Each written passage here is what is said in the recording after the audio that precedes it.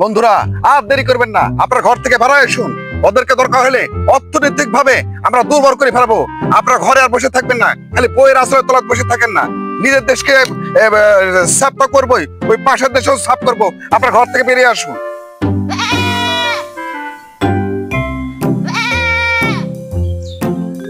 ও ভাই, আপনি ভিডিও বানাচ্ছেন কোন ফোন দিয়া? দেরি নয়, এখনই বের হয়ে চলে আসেন। এ শালা, আমার এই ফোনটা দেখ, আমার ফোনের লোগো দেখ, আইফোন। হ্যাঁ, আর দেরি করবেন না, ঘর থেকে যেখানে আসেন রাজপথে নেমে আসেন। অর্থনৈতিক ভাবে হলো আমরা ওই দেশকে দাবায় থামবো। আচ্ছা ও ভাই, আপনি যে ঘরে বসে থেকে আন্দোলনের ডাক দিচ্ছেন প্রথম কথা, আর দ্বিতীয় কথা হচ্ছে ইসরায়েলি পণ্য বয়কট করার চিন্তা ভাবনা করতেছেন। এই যে আইফোনটা ব্যবহার করতেছেন, এটাই কিন্তু ওরেই। খোদা রে, আমি কি করতেছি? ওদের জিনিস দিয়ে ধর আমি ভিডিও তৈরি করতেছি, আবার এই মেশিন আবার এই ভিডিও করে ওর পিছনে ঢুকাই দিচ্ছি, তাহলে ওরে নল ওর পিছনে তো হলো না। ও ভাই, আপনি যে 20 মিনিট পর পর রিলস বানা ফেসবুকে আপলোড করতেছেন, এই ফেসবুকে কিন্তু ওরেই। ফেসবুক অরে হলে তো কি হয়েছে? আমি ফেসবুকে তো রিলস বানাচ্ছি, আমি আবার এই রিলস আবার আমি পোস্ট করতেছি, আবার ওখান থেকে যে টাকা ইনকাম করতেছি আমি করছি। টাকা তো আমি দিচ্ছি, টাকা তো ওরা আমাকে দিচ্ছে। তাহলে বিষয়টা কি হলো? আবার ওই টাকা দিতে দিতে ধর ওরা ধর বোম বানাবে, কিন্তু বোমের সলতি দেওয়ার করতে আমার কাছে টাকা থাকবে না, ঠিক আছে? তখন ওই সলতি দেওয়ার জন্য আমার টাকা দরকার হবে। ভাই, ওই আগের টুক পরের টুক বাদ দেন, টাকা পয়সা ইনকাম হচ্ছে এটাই বড় কথা। আর আপনার যে চেহারা, তাতে ওই আইফোন যদি না হইতো তো ওই মনে করতো যে বাংলাদেশি কোনো ওয়েস্ট ইন্ডিজের নিগ্রো বসে আছে। কালকে আমাদের সাহসী অভিযান চলবে, ওদের পণ্য আমরা সব বয়কট করব। ওদের পণ্য যদি কোনো অলিত গলি করতে থাকে আমরা সব ফেনা তুলি ফেলা দিব, একবার সব সারকার করে দিব, ঠিক আছে? আপনারা আর ঘরের মধ্যে চুরি করে বসে থাকেন না, আপনারা সব ঘর থেকে সব বের হয়ে চলে আসেন, রাজপথে চলে আসেন। আমরা অলিত গলিতে ঢুকবো, যে যার ক্ষমতা অনুযায়ী যদি কিছু করতে পারে মন মরে শুধু গাইল পারবেন, তাও শান্তি পাবেন। আপনারা দেরি করেন না, চুরি করে ঘরে বইয়ের আসলে বসে থাকেন না, রাজপথে নেমে আসেন। আমার সাথে কাঁধে কাঁধ মিলাই আমরা ঝাঁপাই পড়বো অলিতে গলিতে। ওদের মাল মেটেরিয়াল যা আছে সব পিছিয়ে ফেনা তুলে ফেলে দেবো। ভাই, আপনি আবার ভিডিও বানাচ্ছেন? আপনি তো জীবনে কোনোদিন আমি জামনগর বাজারেও আসতে দেখিনি ঘর থেকে।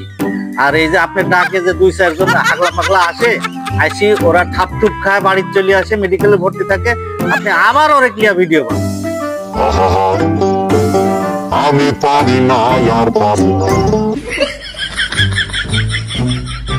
হ্যালো ভাই, বিষয়টা হচ্ছে আমি যে ভিডিও বানাই, আমি যে অন্যায়ের প্রতিবাদ করি, কিন্তু আমার গায়ের কিছু লোক আছে, কিছু ফাজিল লোক আছে, আমার এই ভিডিও বানানো সহ্য করে না। ঘটনা হচ্ছে আপনারা সহ আমি এদেরকে নিন্দা জ্ঞাপন করতেছি। ঘটনা হচ্ছে আমরা ওদের পণ্য কোন সময় ব্যবহার করবো না, ঠিক আছে?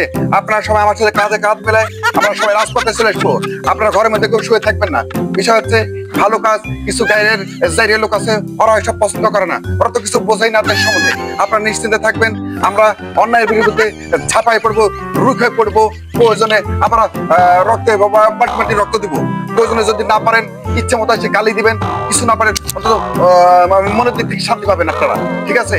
এই বিষয়ে আপনারা কোনো চিন্তা করবেন না। কেউ থাকুক আর না থাকুক, রাজপথের লড়াকু শুরু আমরা থাকবো এবং ওদের পণ্য আমরা প্রয়োজন করবো, প্রয়োজনে লাথি দিয়ে পিছিয়ে ফেলে দেবো। আপনারা কোনো চিন্তা করবেন না, আমরা আছি, আপনার পাশে থাকবেন। কেউ পোষলো কে না করলো, কে খারাপ কথা বললো, তাতে আমাদের কিছু যায় আসে না। এই গায়ের লোক খুবই খারাপ। ভাই, অনেক হয়েছে, এবার থামেন। আপনি ডাকে কেউ আসেও না, আপনি খালি গাল ভরা গল্প মারেন, ফেসবুকে ভিউ বাড়ানোর লাগি, বুঝতে পারছেন? আপনি দুই পক্ষে থাকেন পিঠ বাঁচানোর লাগি।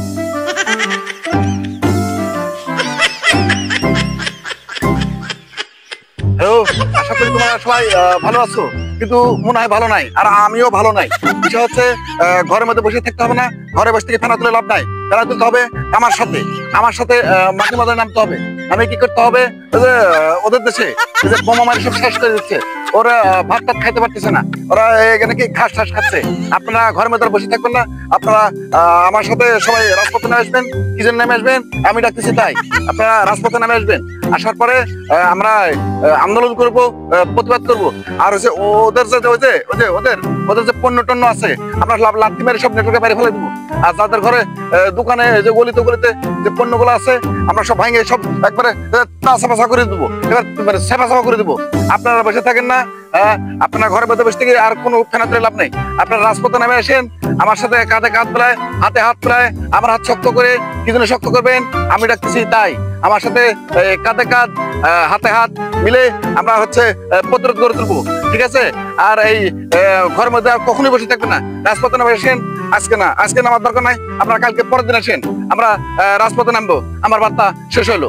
ভাই খুব ভালো লাগলো, খুব ভালো কথা কইছেন, আমার খুব পছন্দ হয়েছে। মেলা দামি কথা কইছেন, আর বার্তা দিয়েন না ভাই, বেশি দামি কথা কইেন না, তাহলে আর কথার দাম থাকবি না।